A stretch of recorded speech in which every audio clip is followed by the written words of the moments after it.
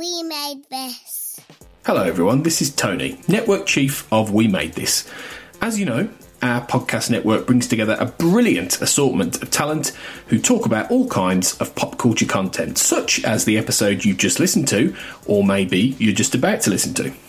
We're not going anywhere, but we'd love to keep the lights on for even longer if you're able to support our network on Patreon. For just £2 a month, you get your name in lights and the satisfaction of knowing you're helping us produce more great audio. And for £3 a month, you'll get your name in lights, but you'll also get access to an exclusive bi-monthly podcast from the We Made This talent pool on podcasting, pop culture, and, well, you tell us. We'll take your suggestions. For less than the price of a coffee per month, you can help keep We Made This going. Just head to patreon.com/We Made This. That's patreon.com/We Made This. And get the ball rolling. Now, back to your scheduled programming. Welcome to the Starlight Ballroom. Hey!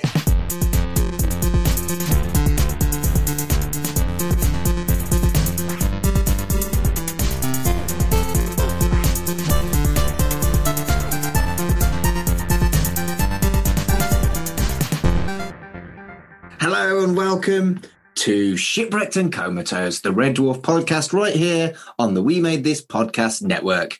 I am your host, Mark, for Series 3, Episode 6, The Last Day. And as always, I am joined by Kurt North. Hello, Kurt. Hello, Mark. How are you? I'm all right. I've been watching Red Dwarf, so things could be a lot worse. How about yourself? Well, my dehydration levels are at 33%. My recall of the previous evening is 100%. My embarrassment factor is 0. And the advised repair schedule is next Friday. So I'm doing all right. Yeah, could be worse. And as we always do, we have a third host alongside us. Our guest host today is Carl Bryan. Hello, Carl. Hello, Mark. How you doing? Yeah, I'm still as good as I was a couple of minutes ago. How are you? I'm okay. I powered off for 36 hours and I replaced my head. What an evening. What an evening. One night, yeah. Well, yeah, good. I'm glad you're both seemingly well. We are looking at The Last Day, which was Series 3, Episode 6. So this is the last episode of our series on this one. We've got some specials coming up between now and our look at Series 4. But yeah, we have got an interesting one to finish with. Is this a favourite of yours, Carl? It is, actually. I like it because it's got one of my favourite guest performances in it. Okay, cool. And what about you, Kurt? I wouldn't say it's a favourite of mine. I really enjoy it. I think it's a good episode. It's when I was going through the run of like just running through all the episodes as a rewatch, I struggled to remember it. But the minute I put it on, it was like, right, okay. It wasn't one I can instantly recall, but it's still a great episode. Love it. I actually love it. I think it's a great finish to the season as well. It's got one of the best physical gags in it, in probably all of Red Dwarf. And there's a lot of very good physical gags. But I think I'm more along the lines of Kurt when it comes to this because it didn't ring a bell. And then when I watched it, I was, oh, yeah. So I do think I watched 4, 5, and 6 a lot more than 1, 2, and 3. But this episode was a pleasant surprise because it wasn't a favourite of mine, how good it was. Yeah. So should we get into it? Absolutely.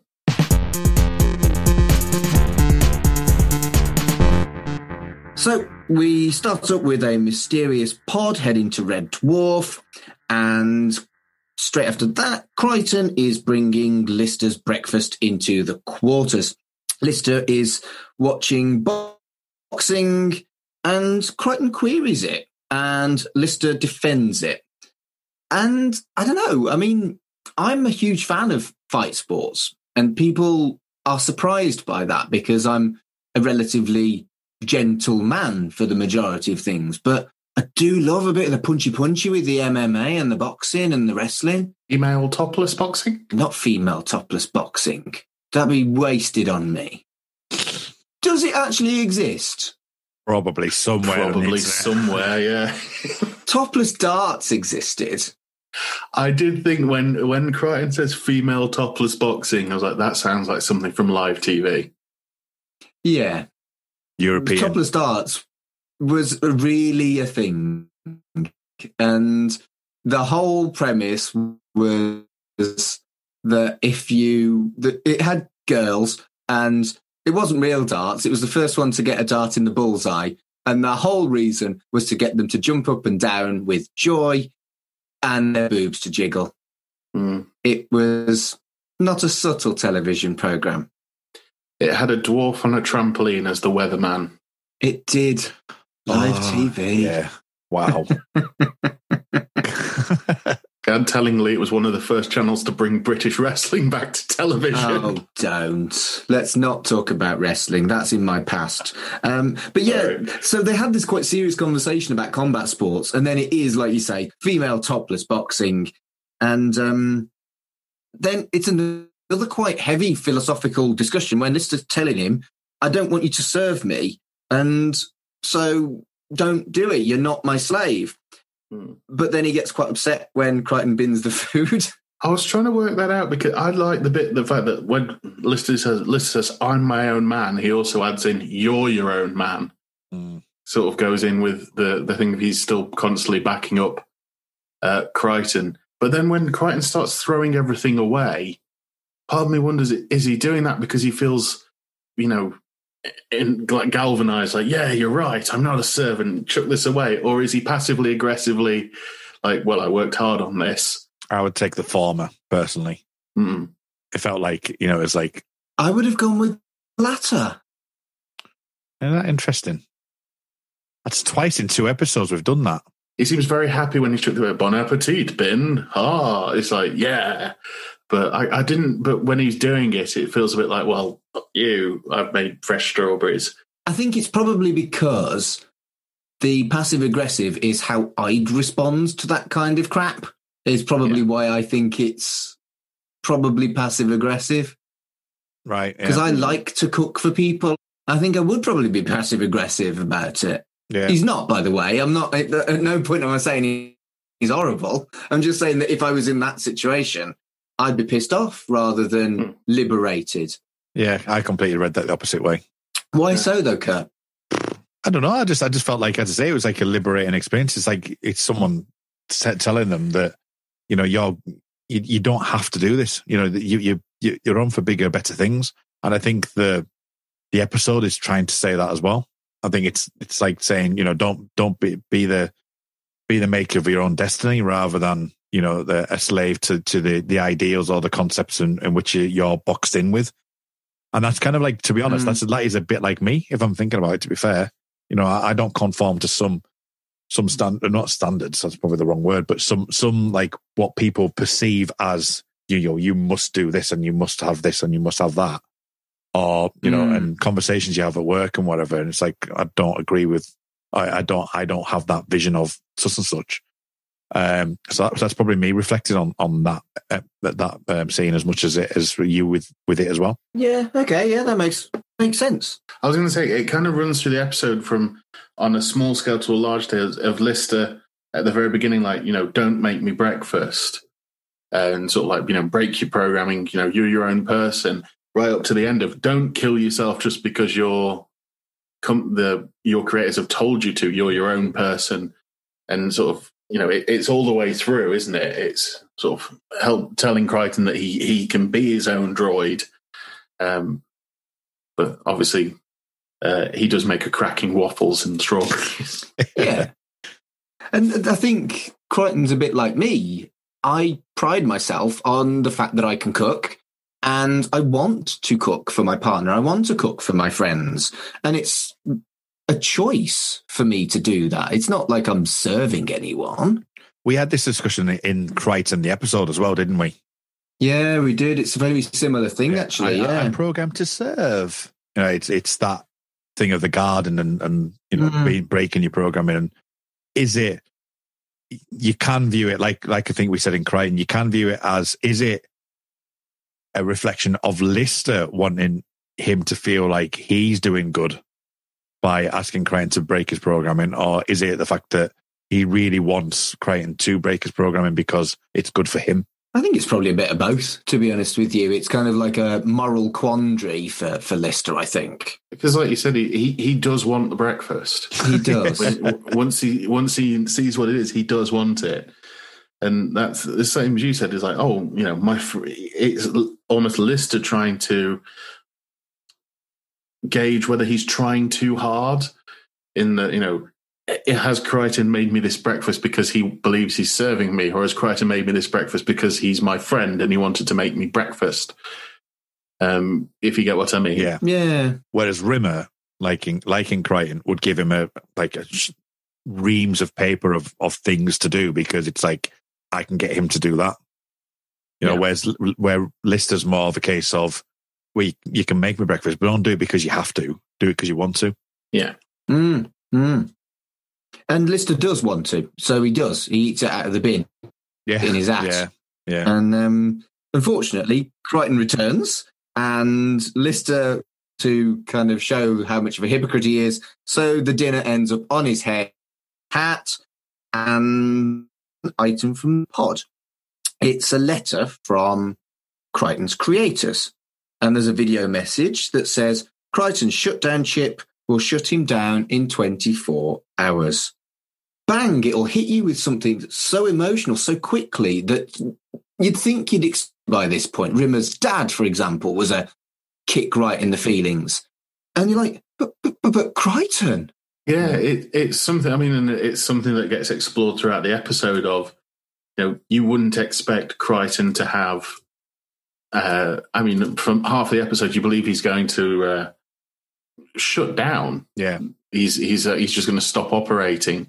Like, you wouldn't expect a robot, and like any other sort of TV or film, you wouldn't expect a robot to have a lifespan. But here the guy from, is it Diva Droid International's name is Jim Reaper. Yeah, I was about to say that as well.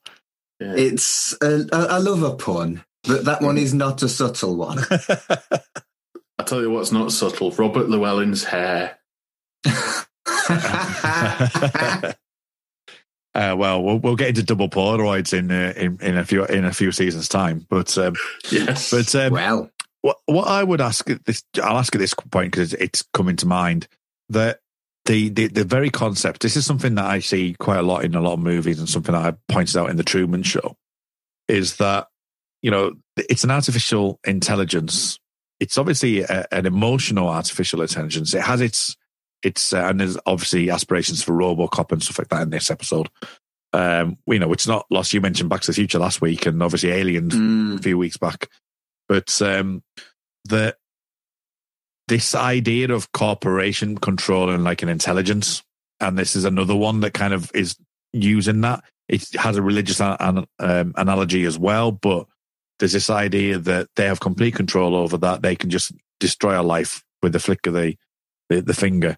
And, that's him done. That's him done. And they've programmed him in a way and used a device to make them numb to the pain, numb to the fact that there is something beyond, and giving them that idea of, you've done your bit here. Now you're going to get the reward for doing your bit. And that's control.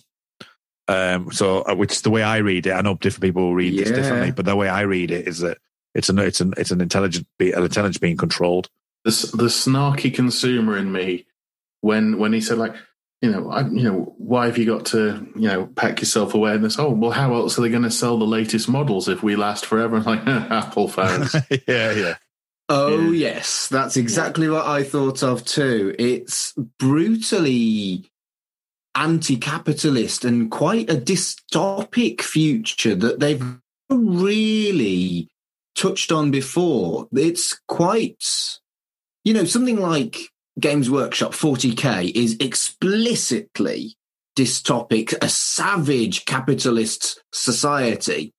And it hits you in the face from the first page you read of any book or any role-playing system. Whereas this kind of came from out of nowhere, that there is this brutal capitalist dystopic future in Red Dwarf as well. Yeah, and they do, just so you know, touch up on it in the Dave ones as well. Right. So they're not obviously we're in a different world now. So they do touch up on this Apple consumerism kind of thing. So it's something that we will delve into in the future. But this one for me, even though it does have that feeling to it, there is the question which has come up time and time again, that religious aspect of, even to the point where Crichton say, well, no, that's just something made up for you idiots kind of thing. The thing is, it's another one. And so I do feel like I'm justified in saying that the writers actively attack religion in Red Dwarf. It happens too frequently for it to be anything other than deliberate. There's obviously some kind of anti-religion going on in the heads of the writers. And I don't know, as someone who believes in a secular society, anti-religion is as bad to me as religious nuts, personally. So I don't know. I think my opinion of the writers has changed a little bit as we've got further into Red Dwarf. And it's not because of the 80s ick. I do feel like that can be forgiven because it's indicative of the time. It's because of the way they just consistently have this anti-religious agenda that's not useful. Am I being fair or am I being too humanist? I would say that I have less of an issue with it personally, but that's not to say that you're not being fair. I think it is very pointed that they're making it explicit that on what they believe and what they don't believe, or they're making it explicit that they are pointing the finger at religion for a number of different things. I think personally, it's intended a bit more jovial than you may be thinking it is, but that's just my opinion of it. It's not necessarily being that's what it is, but it feels it is more of a jovial thing to me. I looked at it a bit like it was two people saying the same thing in a different way. When Crichton said, "Oh no, humans don't go to heaven," somebody made that up to stop you all going nuts. That's exactly what Lister's just been saying to him when you're talking about Silicon Heaven. So in term, I'm the same as Yuko. I don't think it's as serious of a knock as it could be, but I think it's pointing out that how all religion, you could also almost see it as how all religions do kind of follow a similar, I don't know, what's the best way, foundation, almost of like, be good and you'll well, it's the control thing, like I said, with the corporations. The corporations have taken over the religion, really. It's well, for me personally, this is just my viewpoint because I'm a secular guy. I don't believe in anything like that, but it always feels to me like there's an element of control with ways, and some people need that. So I'm not denying their beliefs. I'm not joking against them or anything like that at all. Some people need that in their lives, and that's something they actively seek for. And if they find the thing they're looking for, I'm all for that. There's not a problem with it. I think this is like a debate on that element of it, whether or not there is that step of, is there the framework that's built in around that situation? Is it designed there? Because you could go even more dystopian with like, because it's not saying that there's assisted suicide or stuff like that, because a lot of religions don't have that, whereas that is assisted suicide really, because you've got a deadline on thing. I just think it's more of a look at a reflection of what's what is the corporation doing compared to what religion would do. So, but I can see it when I'm talking about it there, that you could have this thing of like, does it sound ridiculous? Well, to somebody it might do, but to other people, they might absolutely 100% believe in that, and that's their right. And if they do that, then I'm happy for them. And I just add some clarity on terminology that secular doesn't mean non-religious. Non-religious and secular are different things. Secular, you can be a secular person of faith. Believing in a secular society means that you expect everybody to be treated equally, regardless of what their faith may or may not be. And a secular society would not have, for example, priests in the House of Lords. It would have you wouldn't have anyone who is in a privileged position because of the faith that they do or don't have.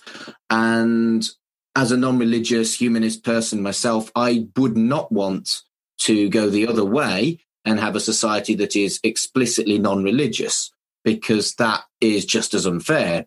Yeah. Would suit me better, but that's not what equality is. No.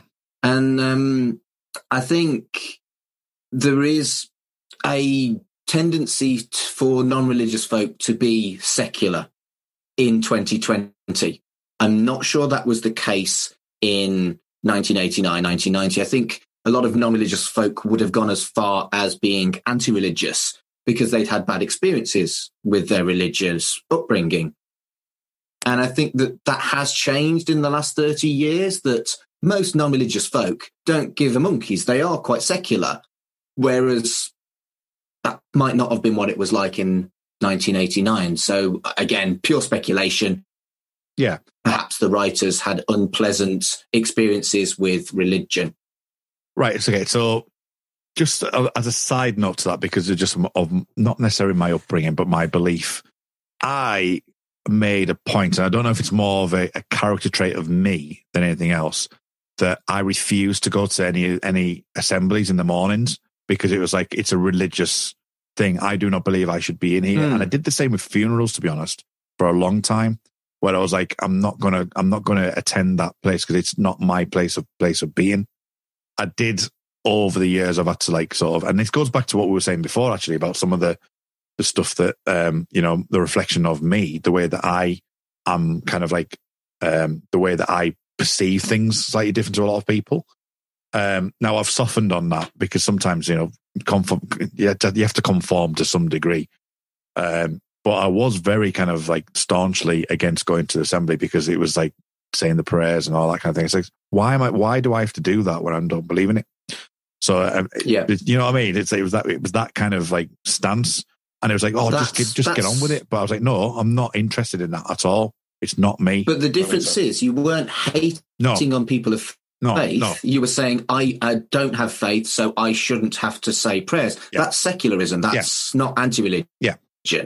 I don't feel like this is a secular thing. It's an attack.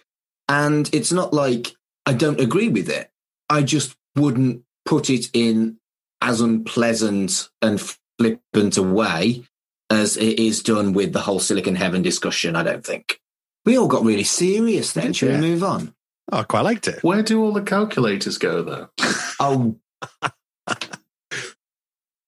So Colin's got, so Quee turns up and you've got to start doing that every opportunity. So where do the calculators go?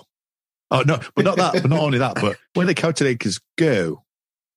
It's the accent being ironed out in this one, isn't it? Where all the calculators go. It's more like it. I mentioned it in the last. Let's move on to the gag about Rimmer saying that he was a Samaritan and points out that a lot of people took their own life. That was one that we'd seen from Dad, which we looked at the end of last series. But what I did do there was phrase it as taking their own life. That is not how they phrase it in Red Dwarf. They call it committing suicide, which again is linked, ironically, to faith, because it was committing a sin to take your own life. And in fact, it is the only sin that you can't be forgiven for because you can't speak to a priest about it. And so it's fascinating to me that a overtly religious term comes up moments after an attack on religion. And it's also a term that is going out of favour in favour of taking their own life or taking your own life. And yeah, I think it just made me smile that it happened so quickly that they made a religious reference immediately after. And I bet they didn't know they'd made a religious reference because it was so ingrained into society. The whole committing part of commit suicide is committing a sin against God. So they live in this wonderfully Christian 1989 that they're rebelling against, that they don't even know the terminology they're using. Is that what you're doing? Are you rebelling? I did find it, because obviously Rimmer said that it made the papers. It was called Lemming Sunday. I kind of enjoyed... Again, come on. Yeah, I kind of enjoyed the fact that he seems to have come to peace with that. He doesn't look super happy that the papers named it, but he's kind of like, yeah, that was a thing that happened. Whereas I think if it was any of us, it would be haunt us until our end of days, but Rimmer seems to have come to terms with it incredibly quickly. Yeah. But it does seem to me like Rimmer's advice of respecting people's beliefs, Rimmer being the smarmy guy, the figure of fun character, is the one that's, well, bang on. And it's not the character you'd expect, really. Yeah. I will say just before that, though, he does have that line where he says, that's the more than 24 hours notice. That's more than most of us get. All we get is normally, mind that bus, what bus, splat. He's right. It's another thing you can put down in the book of Rimmer actually being right in a kind of sick way. Yeah. And Lemming Sunday, even though it's obviously a completely different context, I cannot help but think of the game Lemmings. Yeah. I just instantly, I love that game. Oh, yeah. I think it might have even been influenced by that, because wasn't Lemmings quite popular around this point? Yeah, it will have been. Yeah. I downloaded it the other day to replay it again, and it still holds up. It's one of those games I can imagine that you would start the first level and remember the level.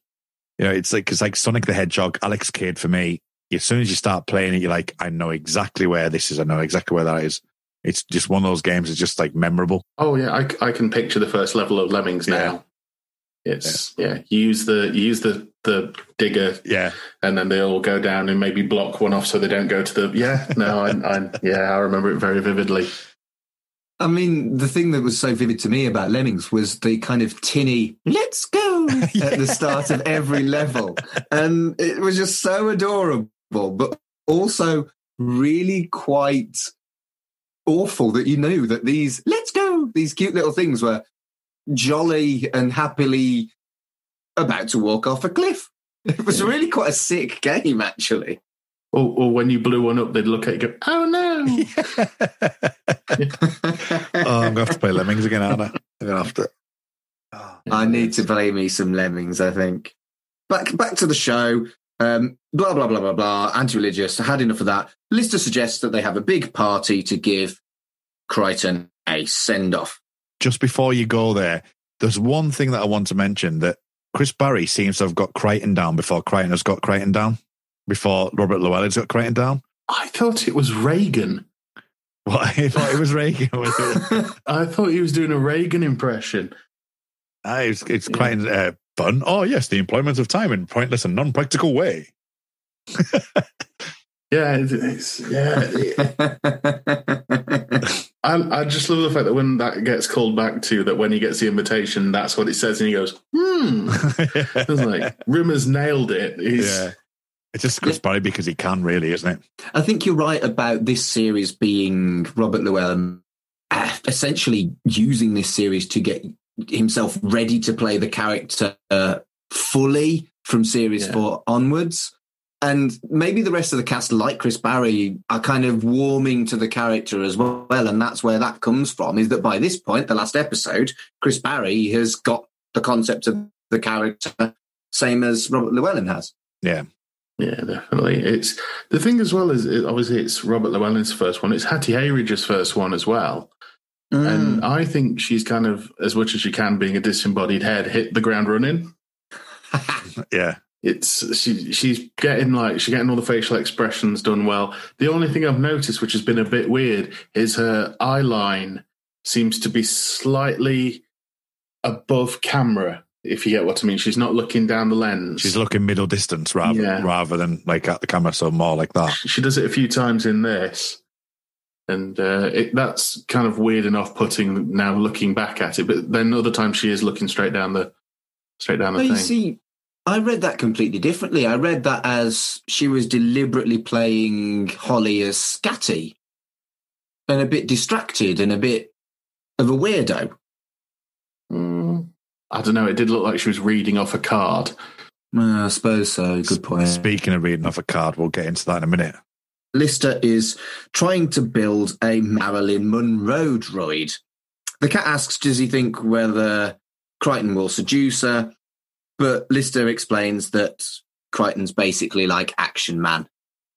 Which isn't true. He's got a hole there because he's got a fucking socket to put his fucking Hoover in. Maybe they blocked that out after what happened last time. Was it? He's supposed to be able to construct that entire droid in under 2 hours with a pot of glue. Well, this is the thing about as much as I don't want to go back to this discussion, not argument, this discussion, but again about this corporation thing, because that's a dig at IKEA. And that's, absolutely. That's a dig at consumerism again, isn't it?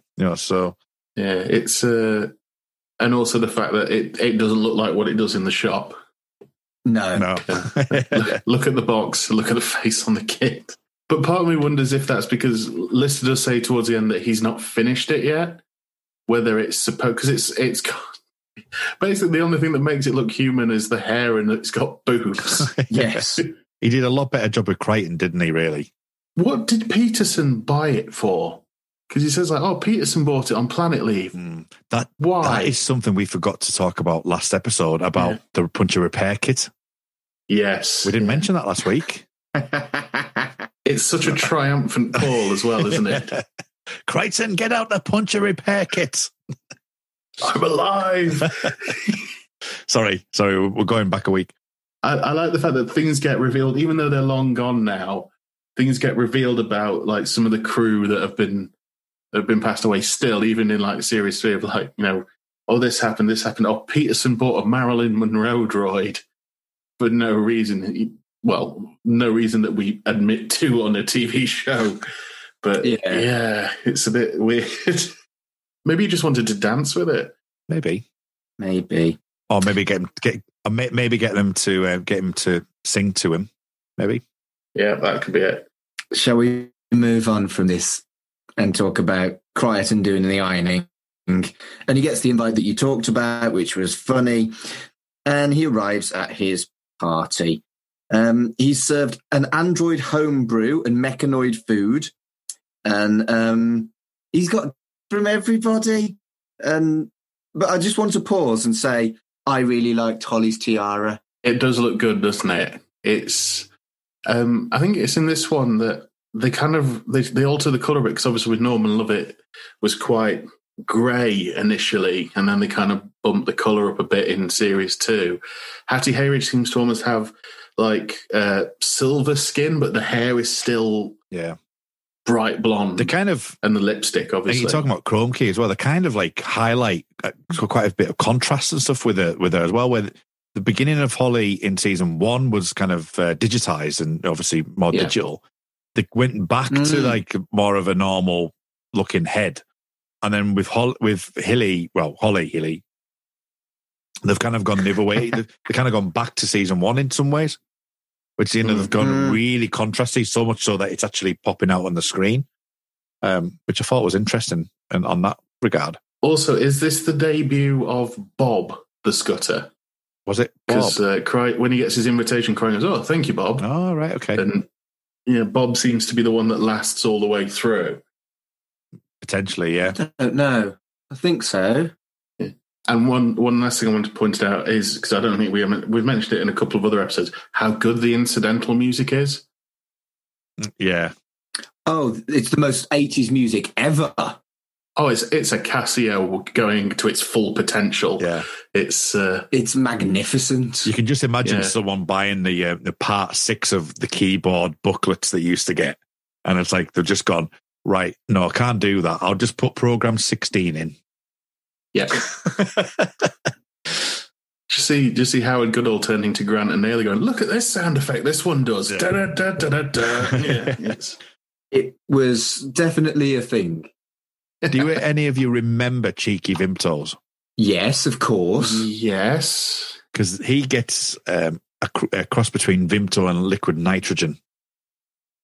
And I was just like, it made me think about Cheeky Vimtos. That's all it was. It was obviously after this fact, but it was just a nice memory of mine. It's like, oh, Cheeky Vimtos. I remember the rage of them. Do you remember my lovely story about how I was once approached by an attractive man in a gay nightclub? Yes. I was drinking Cheeky Vimto during that story.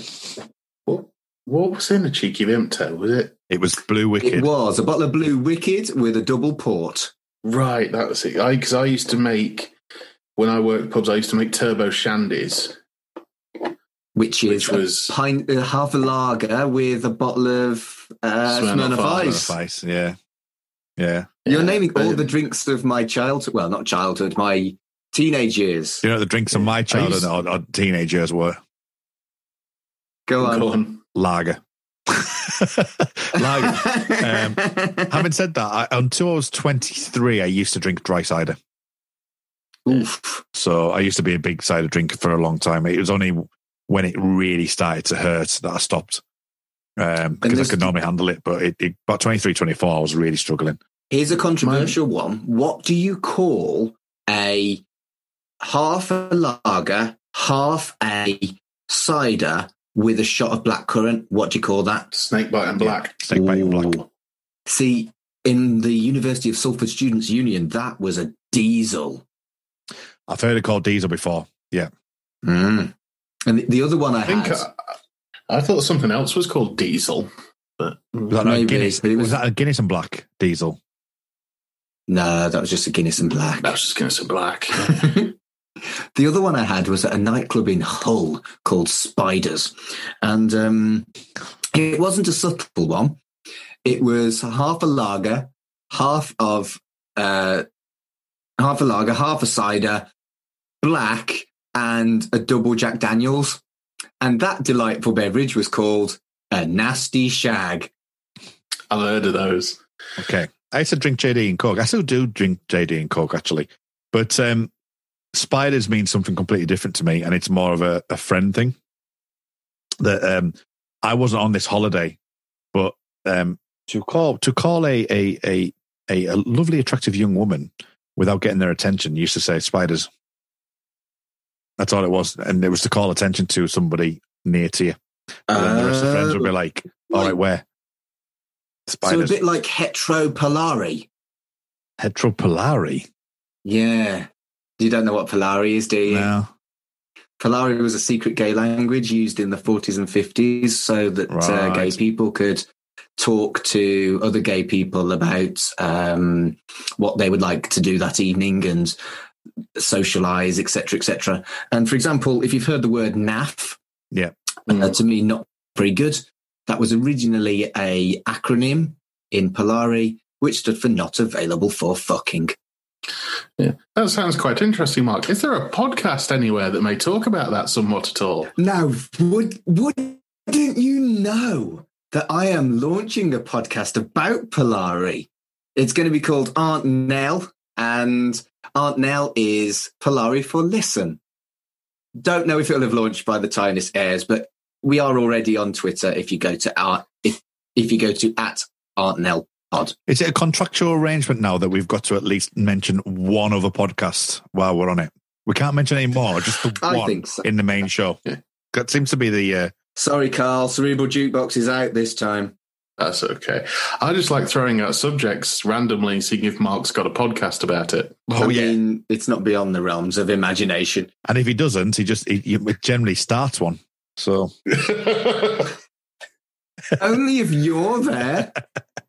Let's get back to the plot before we start 3 more podcasts.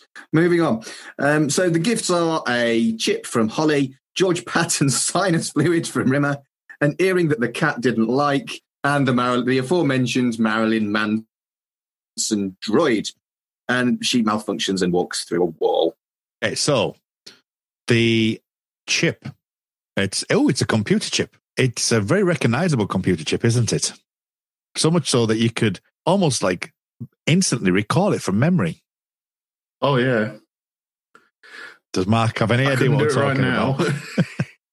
No. Watch the actual scene, because you've got Robert Llewellyn as Crichton looking down, reading it from a sheet of paper, and it's so obvious that he's doing it. Oh, I see. It's like, he tries to look up, but he fails miserably. It's basically, the line is, it's a computer chip. It's a 5517-1 30 alpha SIN modem, the interface circuit with a built-in 599 XRDP.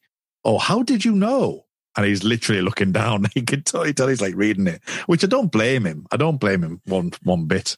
But I mean, it's not an easy line to remember. No, it's not an easy line even to say when you're reading it, let alone trying it. But it is good, especially some of the smeg ups you see in future, where, you know, that famous one where they're trying to cross the paper over to each other and just getting it all wrong. Which is amazing. I remember that bit on the commentary. It's on the DVD for this episode, where he's doing it, and you just hear Craig Charles and I think Danny Nunes go, "Go on, Bobby, you've got it. Go on, Bobby." Oh, it's brilliant. I had to do a film once where, as part of the film, I was questioning somebody, and I was reeling off really rapid questions, but one of them was I would say a 12-digit number really, really quickly, because I was testing a child to see if they had superpowers, and I was like, "Can you remember this number? 64344?" And I had to reel it off really, really quickly, and we ended up writing it on the wall behind the child's head, but enough where it didn't ruin my eye line. Right. For me to do it, because I tried and failed. I did a proper Llewellyn on it and just had to read it off the wall in big letters. I think one of my proudest moments as when I worked in the wrestling industry was when I interviewed probably the most famous Japanese wrestler of all time, Jushin Liger. I interviewed him in Japanese. And the way I did it was, I've got a mate who's fluent in Japanese, so I sent him the list of questions. He translated it and then wrote it out phonetically in English. So behind the camera, there was a guy holding pieces of paper with obviously gobbledygook, but it was like phonetically written Japanese. And yeah, it worked surprisingly well, but you could totally tell I was reading an auto cue. I need to see that. That was the first time we hadn't met yet, but that was my first experience of you, is seeing you do interviews at PCWs. I have not seen you interview Liger. That'd be really interesting. And I speak proper Japanese. He understands it and responds, and it's all subtitled, and I'm really proud of it. And it is still up on the internet. So at some point, I'll share that on Twitter and stuff. Yeah, one of the first times I met Mark, I'll just share this here. I think Mark knows this story, was our mutual friend who's on Tat Club with Mark Malachi took me to a show, and there was all these people there. And it was like, "Oh, there's so-and-so's wrestling here tonight, and so-and-so, and blah-de-blah." And I looked over and went, "Is that Magic Mark Adams?" And my mate just went, "Yeah." I was like, "Wicked!" So of everybody there, I was really excited to see Mark. You're a fucking idiot. I'm so sorry I was an anticlimax. No, not at all. It was just like, I've seen him on the YouTubes.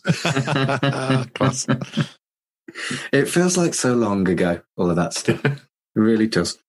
Didn't even know what a podcast was then. Oh, I did. I had a wrestling podcast. I probably had one as well, to be fair. Yeah. The aftermath of all of this is that Crichton gets very drunk and has a dance. Lister tells the story of when he shat off the Eiffel Tower, and Rimmer tells the story of his first kiss being his Uncle Frank. But could we just not talk about that? Well, I talking about quotable things we still say now. I feel the urge to strut my funky stuff is something I've said. Yeah, it's and I do. It's the first kind of in this. I don't know why, but from watching it again for this podcast, this series, Crichton seems to be a bit more laddie. If you know, like he's rocking out to rock music in the previous episode. He's when they tell him that he can drink the pint, he goes, "Oh, good head," and then there's the really edited D thing. Yes, which I thought a perfect comic timing of Robert Llewellyn blows it out of his nostrils before they do the edit. And I thought that just looked really cool, really good. Yeah. And of course, then when he falls off the chair as well, that's kind of like a gag, isn't it? So, but I do think we need to talk about the mum thing though, because I think that's really pertinent to Lister's story, and it's interesting how because one of the things I noted was that Kat joins in, and he's done it a couple of times, but of late, as they get more confident, they start using. Kat is normally on Lister's side and teaming up against Rimmer, but he does, like Cats do, change sides, and he's having a bit of a a thing against Lister at that point, and then joining in because he's like that whole mob mentality kind of thing.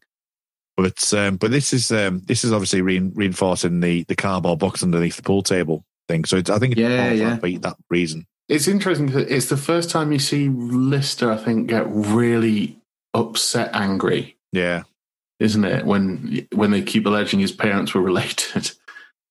Which is funny because in a roundabout way, he's his own dad, so it's kind of weird. And good point.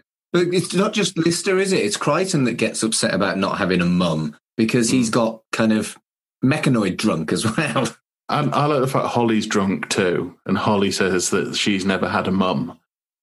And she kind of like goes a bit too far and realizes it just as she does it, because she's obviously like saying, I'm sorry, she realizes once she gets too far.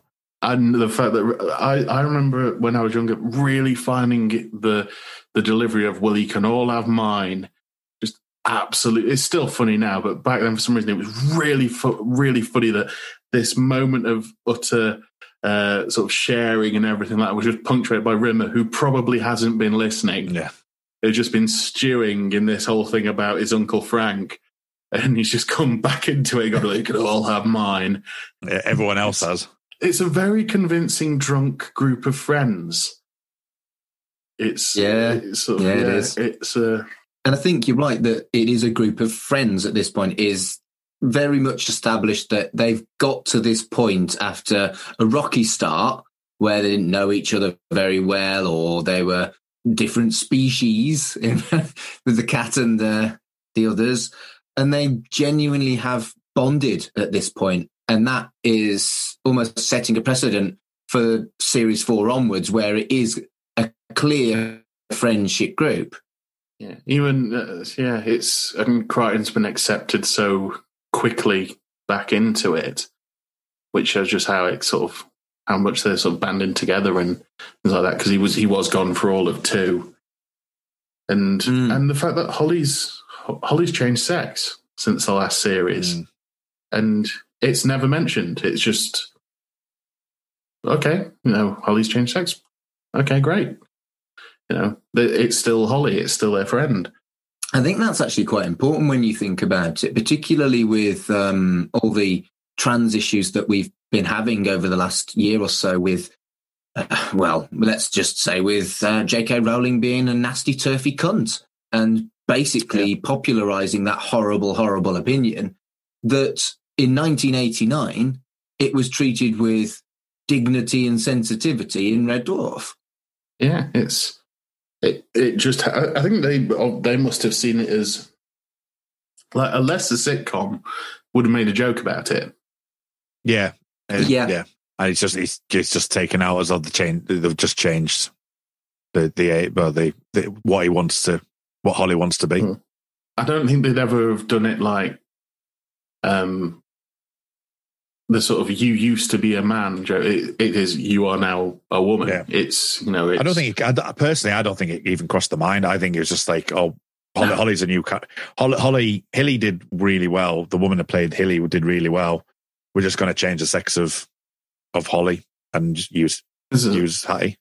I don't think it would have been. Wasn't the explanation it was in that really fast scroll that it was Holly was so enamored with how he looked in the parallel universe, he changed himself into how she looked. Yeah. That was it. And I thought that's really quite cool. It's, I look better as a woman. I'll just change. Yeah. They all got drunk, and funnily enough, they all passed out in their quarters. So the morning after, a addendum from our friend Jim Reaver pops up, and it's saying that Crichton's replacement is on its way, Hudson 10. And it is 10 times smarter and stronger than all other droids. Is there a gag in Hudson 10 that I haven't got? It's my favourite physical gag in a lot of the series is the smashing of the brick. Yeah, it's just the thrust afterwards. It's so unmechanoid. Oh yeah, the way she does shuffles. Yeah. You almost get the feeling it was Gordon Kennedy messing around and they just left it in. Yeah. Sorry, Mark, were you saying is there a gag in the name Hudson 10? Yeah. Well, I would have thought there's a reference that I've not... Isn't it upstairs, downstairs? Maybe. Or Sherlock Hudson? I just wondered whether there was any significance in the name. If there isn't, there isn't. I'm just looking for stuff that isn't there. I think it's the name of the butler in Upstairs, Downstairs. Oh, okay. Maybe that's what it is. Yeah. Gordon Kennedy beginning the tradition of getting members of the Absolutely team to dress up as giant mechanoids. Once it's Jack Doherty in a couple of series. So apparently the science that Hudson writes on the board, because Gordon Kennedy is, he went to university for that kind of thing. He can write it, so apparently that science does work out. Oh, right, okay. Which is I thought was quite cool. Brilliant. So they did the thing that Big Bang Theory did in the first few series, years before Big Bang Theory. Yes. Oh, yeah. And then obviously they show the DVDs, don't they? Red Dwarf DVDs. Yeah. So Crichton wakes up and gets a damage report, which amused me because, we all get our damage report when we wake up when we've had far too many. So it's very much like a person hangover. Lister's got a traffic cone and the cat has got a police officer's helmet and some suspense. And basically, Crichton enjoyed himself and is freaked out because he did. And that's so adorable. It's delivery of his line of "one night's not enough, I want more." It's like, oh, bless him. Yeah. And they rally around him as well, don't they? So that's also talk about the friendship thing. They're like, oh, okay, but let's just do it then. Let's just cancel the service contract. Let's do it. It's like without fail until obviously Hudson turns up and there's a bit more of an issue. But yeah, even Rimmer's looking quite concerned and saying, "Oh, it's 10-7." Yeah, it's interesting to see because they could have just not let him in, isn't it? But they sort of said they had to face him. Well, Holly had to let him in. But yeah. I mean, well, could that be? I may be looking too deep into this. That you've got to meet your maker, kind of thing. The thing that it only occurs to you quite late in the episode, and it plays out throughout future series as well, and ones in the past, is when Crichton says he's been trailing me for thousands of years. Yeah, you're right, because there's the 3 million years, sort of thing of where they're basically the past is literally catching up to them. Yeah, it's be it the post pod or Better Than Life or Hudson or a few other bits and bobs that come along the way. And I think that's interesting in that you can bring in new situations and new adventures and new characters, but they're actually from the past and they've only just caught up to Red Dwarf. What I think is really important about this scene, and it's kind of almost a ongoing plot of the entire series, the first 2 episodes, they are split into groups of 2. And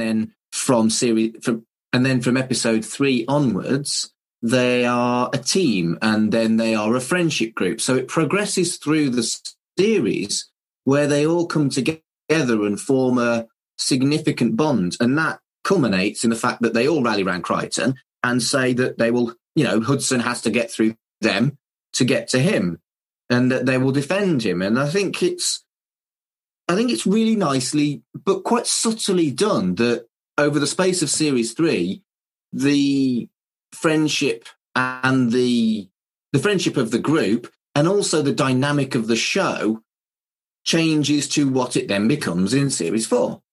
Yeah. It's the first sort of mention of them being a posse as well, isn't it? when they're waiting for Hudson to come in, Cat says, if they want to mess with the Red Dwarf posse on their homeboy turf. So it's just edging closer to Boys from the Dwarf. Yeah. I mean, they did have clitoris.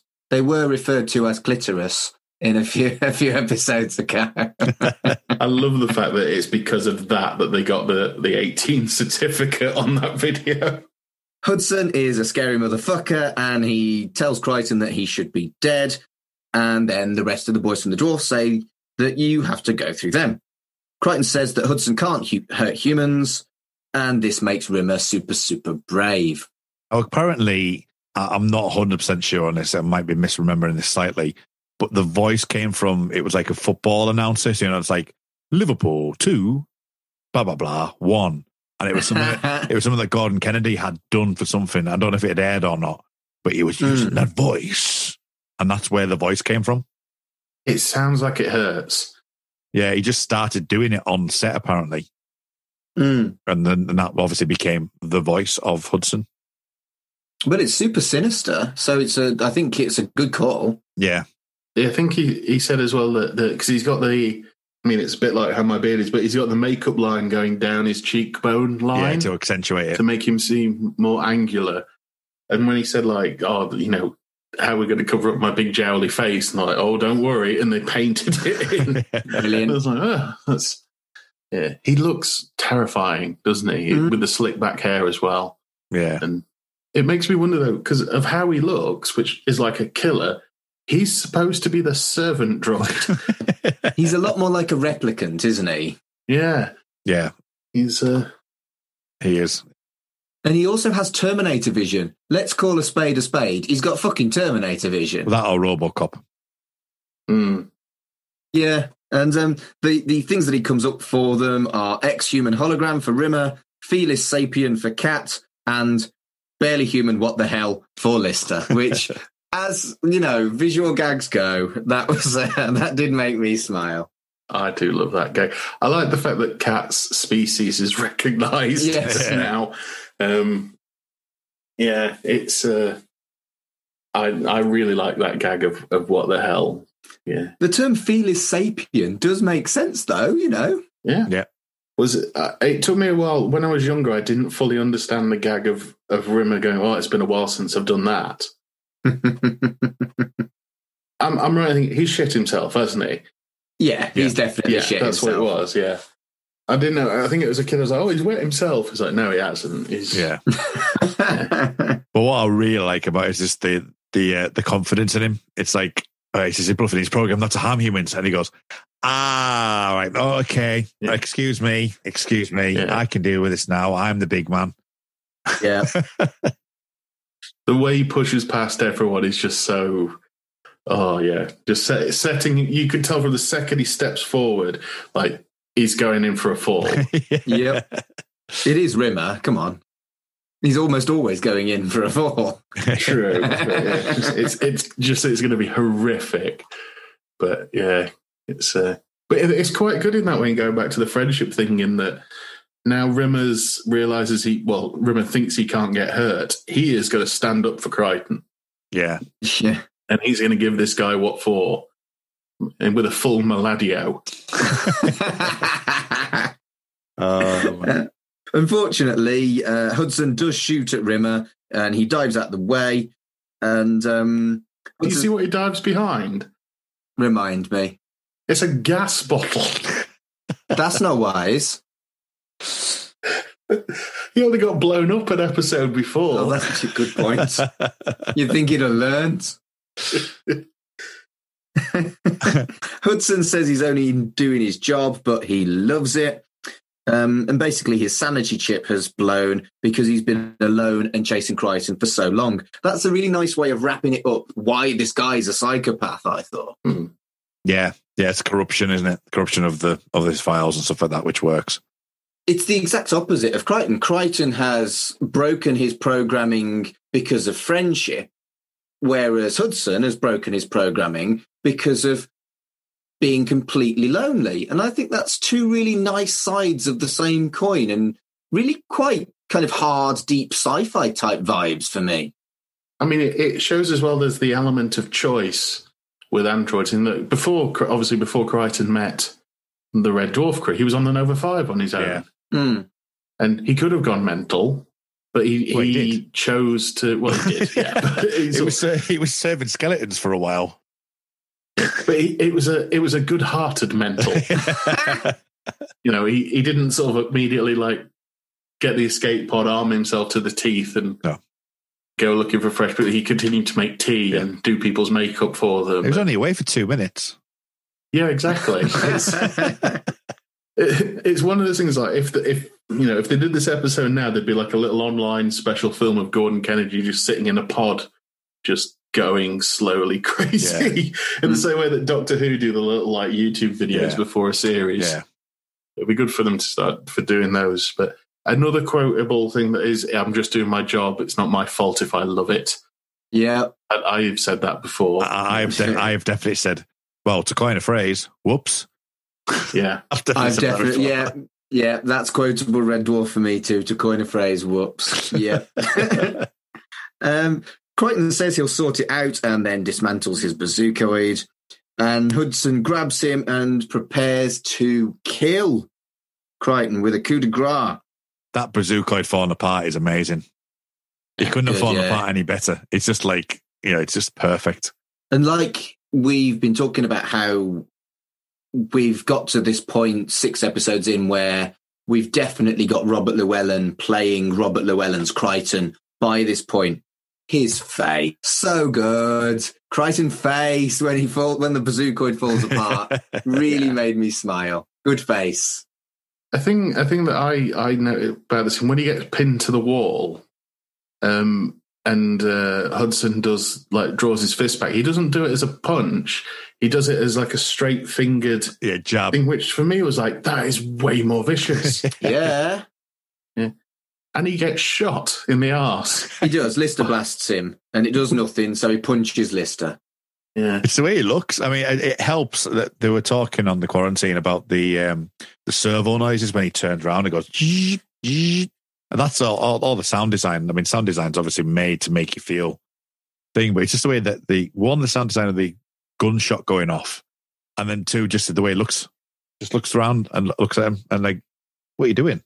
It's what was that about? It's how jolly he gets during that point. It was oh, hang on, boys, you can't all die at once. And it's almost like the croaky voice goes a little bit because he's jollied it up, and then he goes back on point, and it goes a bit croakier again. See you in Silicon Heaven. And it's at that point when he says, "See you in Silicon Heaven," Crichton says that it doesn't exist. Holly confirms it, and this overloads Hudson. And so, Boys from the Dwarf win by pure luck circumstance. I feel like we're setting a precedent. Win is a win is a win. I like the fact that Holly, who doesn't really talk about it at any point in the episode, just pops up and says, there's no such thing as Silicon Heaven.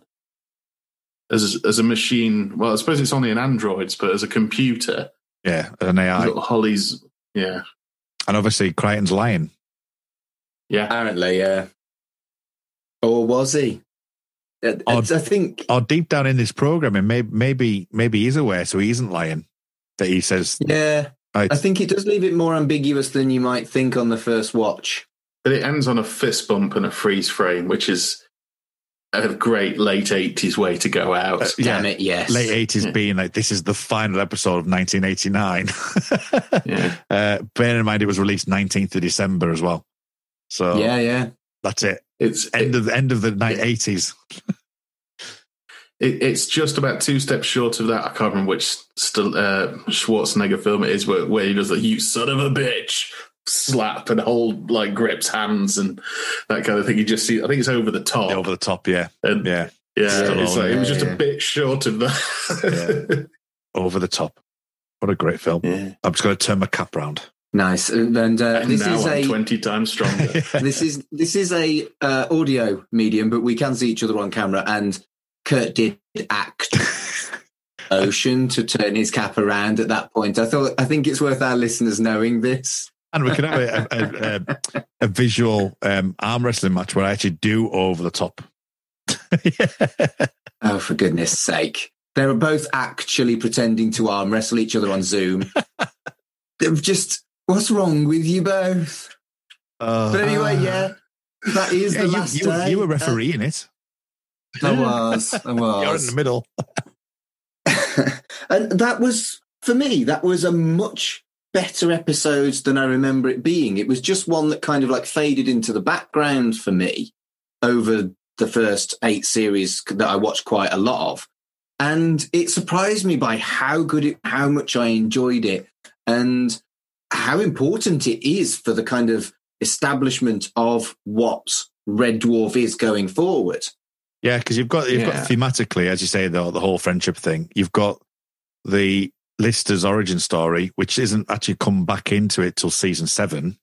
You know, that doesn't come back till season 7, and then I think it doesn't really touch upon it after that until season 10, I think. And there might be something earlier than that, but season 10. So you've got even like little bits like that, you know. So, but it's from a thematic point of view with the friendship and as you say, the boys and the posse isn't quite the boys from the dwarf yet, but you know that's coming soon. So I think it's definitely a great season with that one little hiccup in the middle, which I'd still say is still not a bad episode. It's just the quality that we've had.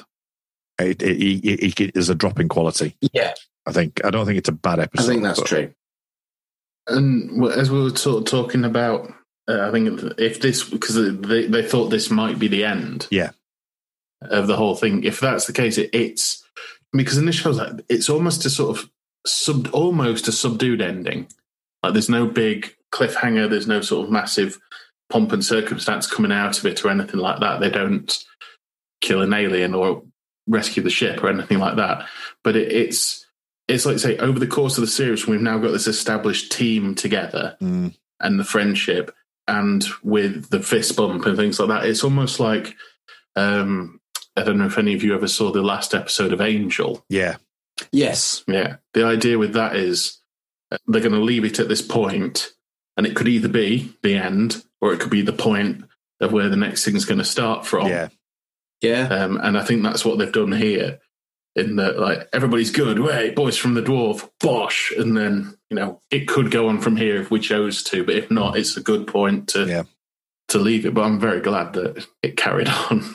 But what, another 20 years? 20? Yeah. Yeah. And I think if it had finished there, it would have been fondly remembered as a quite good show from the 80s. I don't think it would have had a chance of being the truly culty, phenomenally British and loved TV show that it is now. But I still think it would have had 3 really good series that people would have fondly remembered. And it maybe, I don't know, it might have been a right in the childhood episode rather than a deep dive podcast, you know? Yeah, because we're about to hit, basically, with series, I think 4 through to 6 is the prime. I would agree with that. Yeah. Yeah. It's, I'd say 6 is probably the peak of the run. But 4 and 5 are definitely going up there. Yeah. I don't think you find many Red Dwarf fans that didn't put 4, 5, and 6 as the best series, I don't think, when they were on their game. Yeah, it's going to be interesting ranking these at the end of the run, because there has been some reevaluations on certain things. However, on that colours stuff, we don't know. We'll see. But you know, as I say, for the episodes, I know that Carl's got a slightly different opinion on the what episode were we talking about? Body Swap. I do think it's the weakest of the 6 in this one. And it's probably the weakest we've had so far, I think, personally. But I think I agree with you, Kurt. I think with Body Swap, one of the things I like about it is the concept, and the actual, as daft as I want to say, the technical thing of getting them synced up, but the performances of Chris Barry and Craig Charles as each other, basically. Well, one of the debates we really had was like it feels like quicker editing and there's shorter scenes, and we were questioning whether or not that was because you're waiting for the laughter track on a lot. You're waiting for the laughter in a live studio audience kind of area. And this wasn't recorded in front of an audience, or that wasn't recorded in an audience. It was played back to an audience. So where they expected to have a joke, they would leave a gap. So you don't know how long that gap would have been. So the editing's slightly different. And obviously, as you say, with I'm a technical person. I actually think it's amazing what they've done. And we did talk about this on the episode about how it was harder for Chris Barry to do his ADR compared to Craig Charles, because Chris Barry did all the vowel faces with his actual lips, whereas Craig Charles didn't. So it was more of a struggle for him to do the ADR. It's really noticeable on that when he says something like brutal. Yeah. You can sort of see. Yeah. Plus, I think as a fat kid in the late 80s, early 90s, everybody wanted to stick their head in a giant plate of mashed potato and tip gravy over themselves. Yeah. Absolutely. So, yeah, that is the end of Series 3 of Shipwrecked and Comatose. We've got a couple of specials on the way, and I'm quite pleased with what we've come up with. We are basically going to do a Right in the Childhood episode on Red Dwarf, so I'll be bringing in Fraser and using our format. That's up next. And after that, well, Carl, you're going to be doing a Cerebral Jukebox episode with looking at Tongue-Tied. Yes. We're going to look at the 1993 re-release and the terrible remixes that came with it. And the video, I believe, as well, the 90-minute VHS that got released along with it all. But yeah, I'm really looking forward to going through that one, definitely. And then after that, we'll be going straight into Series 4, and we'll be rocketing our way through it. It feels like we only started this like a few months ago, but I feel like a bit like the series, we've hit our stride now. Yeah. Absolutely. You know, we've had our hiccups and we've had our technical issues and we've changed things around and we've done different things. I think we're finding our feet, and you know, hopefully we'll have a chameleonic life form that can change form. Next episode, that's our ultimate desire. So we'll see. That's going to be an interesting discussion, I think. It'll be fun. It'll be great fun. So all we've got left to do is, Carl, where can people find you on the internet? People can find all the things I'm up to, including Cerebral Jukebox, at allmylinks.com/Mr. Carl, and it's MISTER. And yeah, everything's on there, sort of different podcasts, film nights, quiz nights, all the kind of things I get up to. And you can find it all there.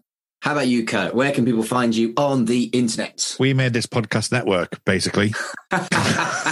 No, you can find me on the Star Trek Picard podcast, Make It So, on Twitter at Jean-Luc Podard.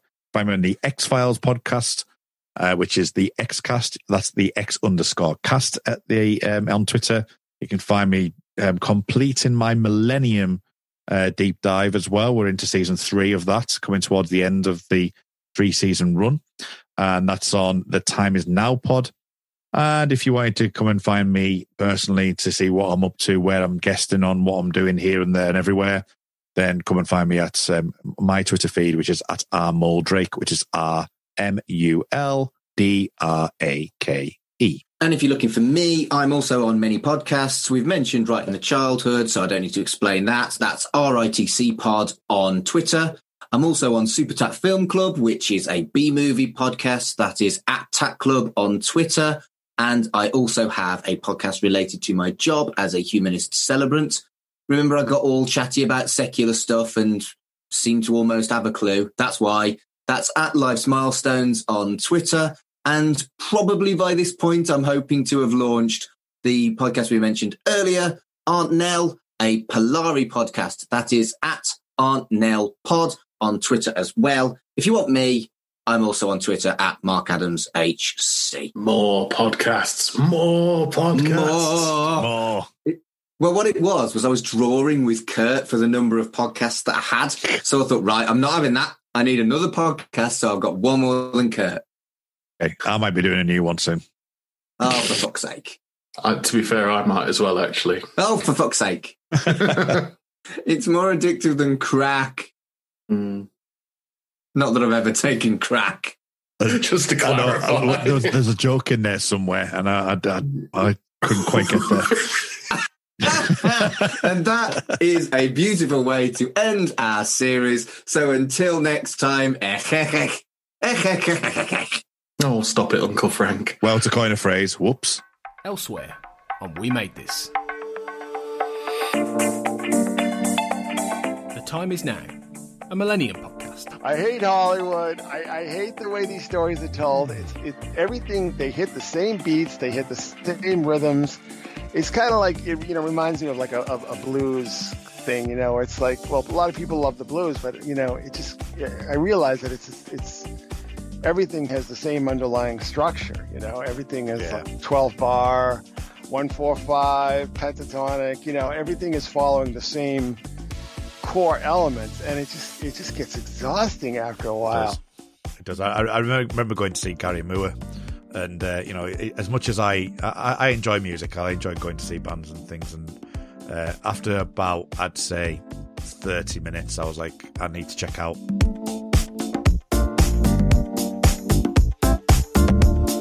We buy records. How much would you sell this record for on Discogs? Now, the record in question is Microsoft DOS on a vinyl album which you can actually boot a PC with. You've got to be kidding. I'm not kidding. Does this sound bring back any memories? From what I can gather, it looks like they've done it as a hobby project, but if it was commercially available... All it needs is an incredibly vaporwave sleeve, and I guarantee that hipsters would pay a fortune for that.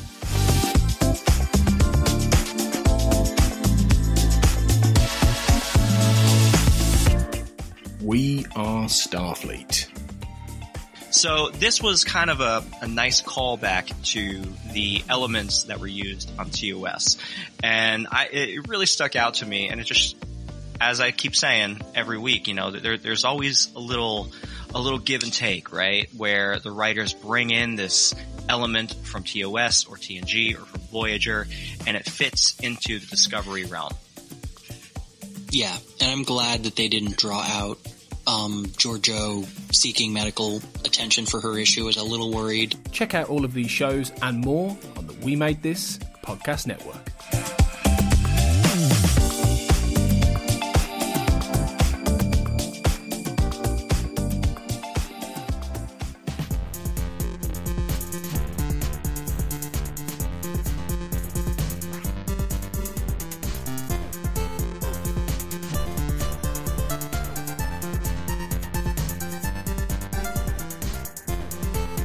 Shipwrecked and Comatose, a Red Dwarf podcast, was created and produced by Mark Adams and Kurt North. You can find us on Twitter at Red Dwarf Pod, and we are part of the We Made This podcast network, which can be found online at wemadethispod.com or on Twitter at We Made This Pod.